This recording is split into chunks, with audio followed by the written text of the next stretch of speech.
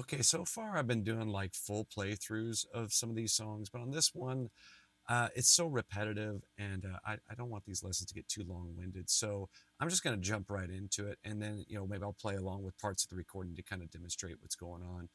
Let's start off with the opening part for this tune. It's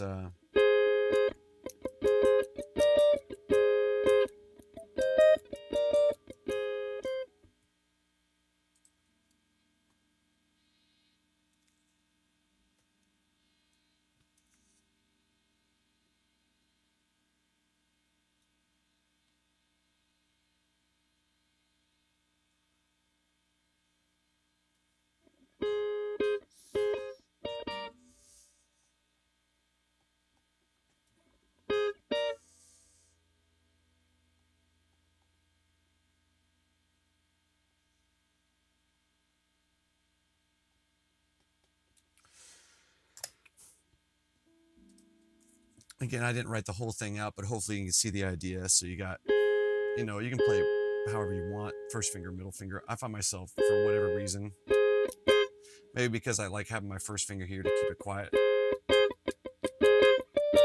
I'm already kind of used to playing like the full version would be like a campfire D. But listening to the recording, it is just those two notes. So just kind of make it cleaner, see if I can get you a better angle. And I don't expect anybody to do this, but I kind of use the fleshy part of my, you know, I think from just recording and stuff a lot, the less finger movement I can do, the better. But you could do first finger.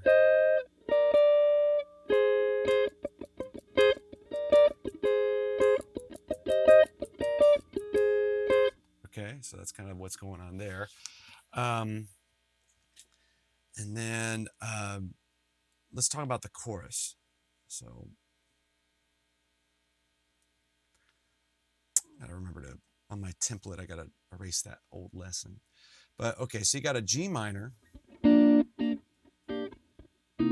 And the chart says G or C7 sharp 9 sharp 5. Maybe I'd have to go back and look, but some kind of altered C chord. But what's interesting is the guitar is, it sounds to me like it's just playing like a regular C9.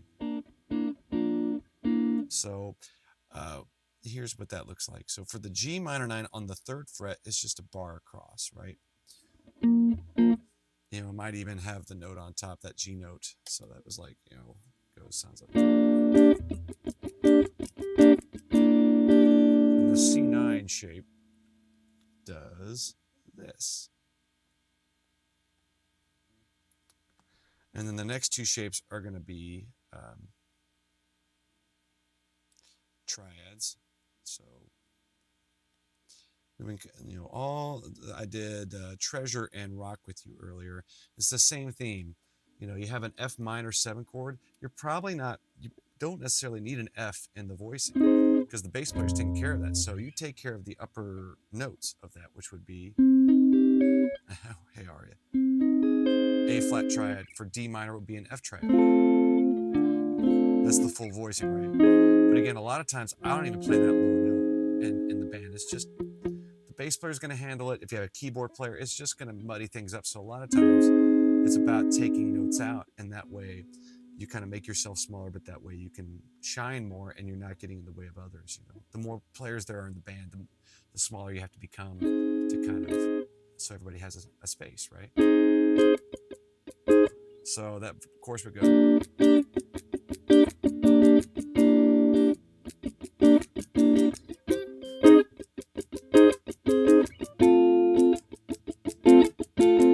So that's kind of like the main two parts. There's another thing that you could do. You could be doubling the bass line at certain parts. So I'll try to demonstrate that, but I'm going to show you the shapes here. The red are the roots. So the main one is F minor pentatonic.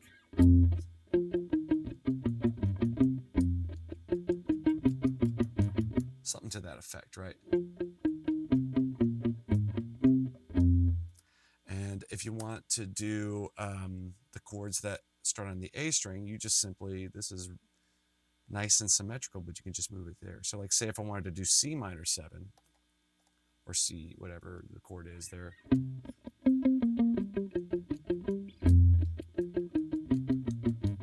So there's a part in the chorus where you can the bass line goes G, then C, F, D, right? And that can be going on the same time as, so if there's two guitar players, maybe one is doubling the bass and the other one's doing the strumming. And the only other thing that I was kind of hearing at the end were kind of like these ukulele style voicings. It sounded like it was kind of going like G minor, B flat minor 9, F major 7, D minor. The only one that I'm hearing a lot of different ones on the G minor. I'll give you my best guess here. So maybe something like that, or you could do this. I'll write those out for you, and then you can kind of, you listen to them and let me know what they sound like to you. It could be a lot of things. Let's see. Let's try this. So G minor 7. Again, your job is to figure out where on the G string is that red note. So if I follow that red note, I go to 12th fret, there you go. I try to get away from, I could do that. But, a lot of times these shapes get reused. So that's why I like it. And it's also good for you to start thinking about, like, okay, in this voicing, most of the time, this note here, that's your root, G minor 7, right? One of the many ways you can play G minor 7. Now, the other three are the same voicing. If I were to put a B flat here, that would give you this voicing. So a rootless voicing. I'll show you the root here. I'll put it in parentheses because I'm not really playing it. It's just for a demo. And then this one works interesting because it's the same voicing for F major 7 and D minor. So if it was F major 7, that would be your root. See how they're the same, right? But if I change the note to a D, now it becomes a D minor 9. It's kind of interesting. I don't know. It is to me, at least. So let me see. I'll work my way backwards here since it's the last thing I talked about. Then I'm just going to kind of grab different parts of these songs. So what we got here?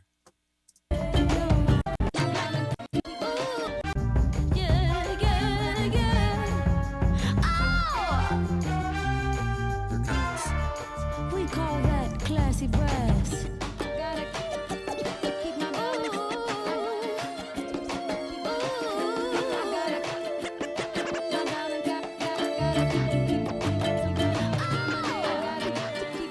I mean, it sounds like it might even be like a B flat triad, way up there. Like the root would be on the 15th fret. I think I even heard on the first pass, because it sounds like maybe there was like a couple of ukuleles they track, so they might. That's a cool effect. It sounds cool. Kind of makes it hard to teach, but that's fine. You want music to sound cool. That first time I heard like all the way up there, that would be your G minor, same as this, but all the way up here.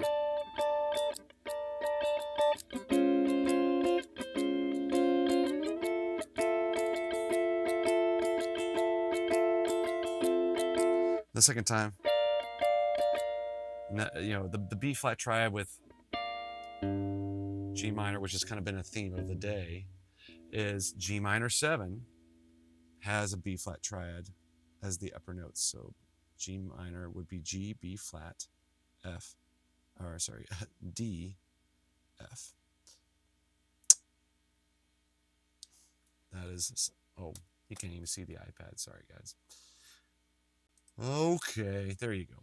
So if you see, like, if I take out the G of a G minor 7, you're left with the B flat triad. So, right. But anyway, I just thought, I don't know if anybody would play that live. I would imagine most of the time that's going to get cut. But I thought it was cool and I wanted to mention it. So, all right, I'm going to play along with this and hopefully you can kind of see how these parts come together. And that'll be it.